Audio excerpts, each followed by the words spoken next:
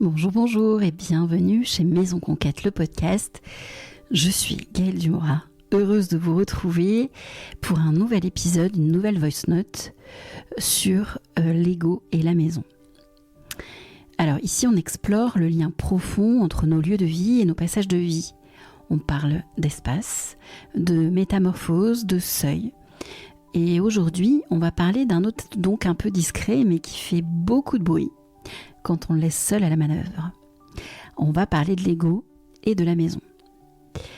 Alors avant d'entrer dans le vif du sujet, dans le cœur de cet épisode, j'avais envie de vous partager une chose.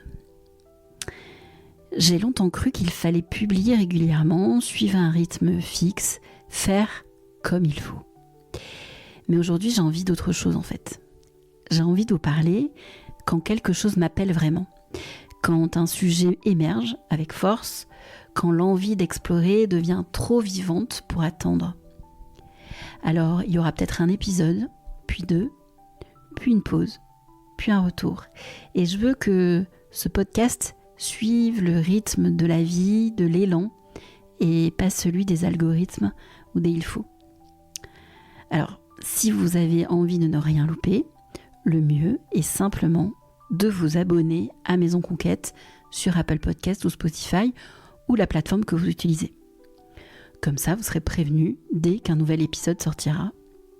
Et moi, je pourrai continuer à créer librement en étant fidèle à ce qui m'habite. Alors déjà, merci d'être là. Et maintenant, entrons dans l'épisode du jour.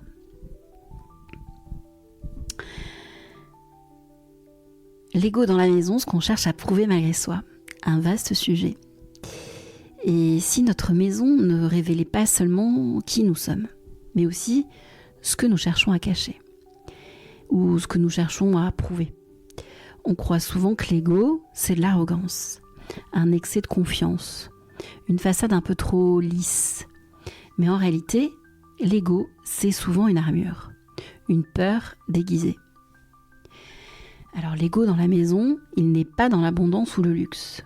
Il est dans le contrôle, dans le besoin de maîtriser ce que les autres voient. Il est dans la pièce témoin, dans les objets disposés avec soin, mais jamais touchés, dans la peur du désordre visible et parfois du chaos intérieur qui pourrait s'en échapper. L'ego, il veut tout simplement nous protéger du rejet, de l'humiliation, de la honte. Il ne veut pas que l'on découvre nos blessures, il préfère qu'on brille un peu ou qu'on se fasse oublier, mais surtout qu'on ne soit pas vu vraiment. Alors dans l'espace du foyer, ça donne quoi ? Eh bien ça peut donner des surfaces trop nettes, parce qu'on ne veut pas être celle qui n'y arrive pas. Des pièces à vivre devenues vitrines, des chambres où l'on se réfugie sans rien y vivre au fond. Des rêves refoulés dans le cagibi parce que c'est pas le moment. Et parfois c'est encore plus subtil.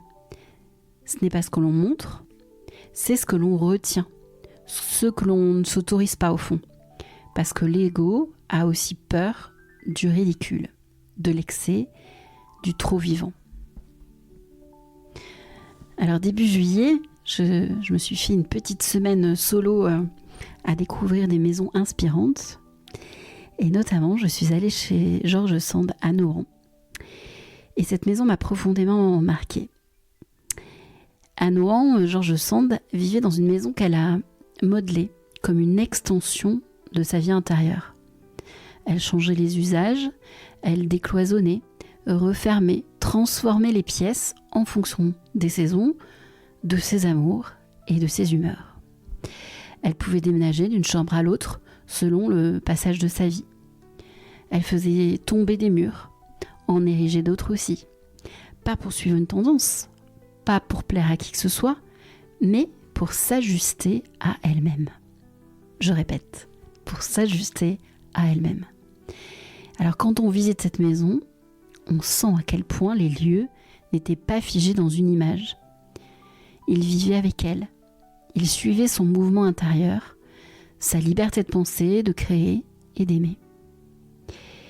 Et moi je me demande souvent, est-ce qu'on s'autorise encore aujourd'hui à être aussi vivante dans nos lieux ? Ou bien est-ce qu'on cherche à les faire correspondre à une version de nous-mêmes qu'on n'ose plus vraiment questionner ? Vous avez 2 heures. J'ai un autre exemple. C'est dans un de mes accompagnements, je me souviens d'une femme qui dans un moment de transition, m'a présenté son salon. Son salon était magnifique, lumineux, calme. C'était presque un musée. Mais elle n'y allait jamais. Alors, je lui ai demandé « Comment tu te sens dans cet espace, dans ce salon ?» Et elle a répondu « Eh bien, j'ai l'impression de déranger.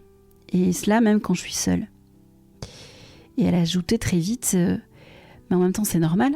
C'est un choix. J'ai voulu une maison harmonieuse, élégante, un lieu qui me ressemble. » Et alors, c'est là que ça m'a frappée. Ce lieu ne lui ressemblait pas du tout. Il ressemblait à celle qu'elle avait voulu être pour traverser une séparation, pour montrer qu'elle s'en sortait. Mais elle ne lisait plus, elle ne créait plus, elle ne dormait mal.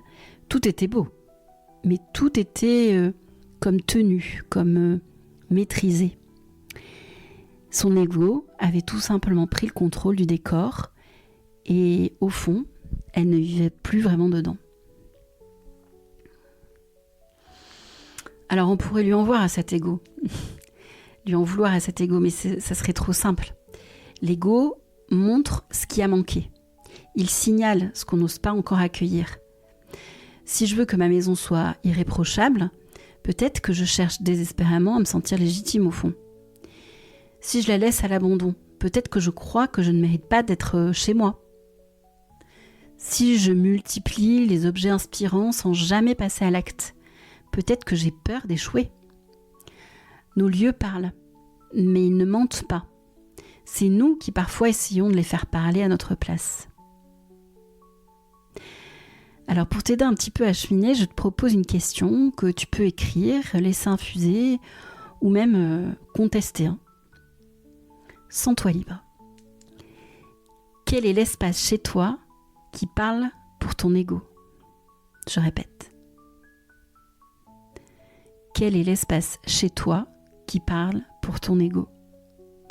Alors, c'est pas celui que tu préfères, ça n'est pas celui que tu protèges, c'est celui que tu ne veux pas qu'on juge, celui que tu tiens sans respirer.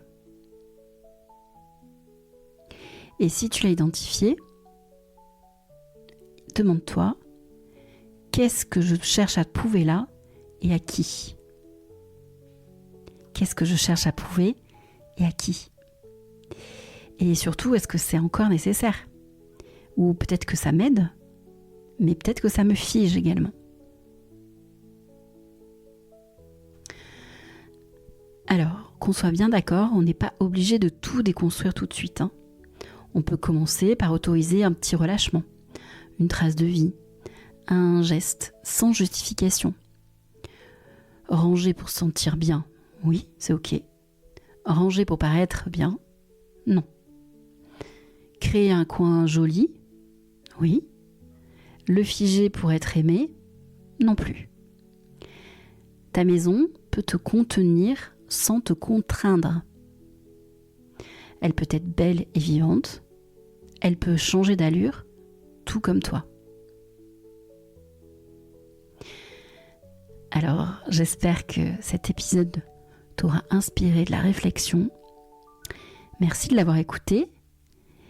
Et si ce sujet t'a touché, tu peux prolonger l'exploration avec le journal intime de ma maison volume 2, ma maison intérieure. Tu y trouveras des gestes simples pour déposer les masques, accueillir tes besoins et laisser un peu plus de place à celle que tu deviens. Et si tu veux me dire que si cet épisode a réveillé quelque chose en toi, eh bien, retrouve-moi sur ma boîte mail qui t'est toujours ouverte. Je te donne l'adresse, c'est bonjour@maisonconquête.fr ou envoie-moi un message sur Instagram, un message privé. Et j'y répondrai avec le plus grand des plaisirs. Je te dis à très bientôt et d'ici là, prends soin de tes lieux et de ce qu'ils gardent de toi.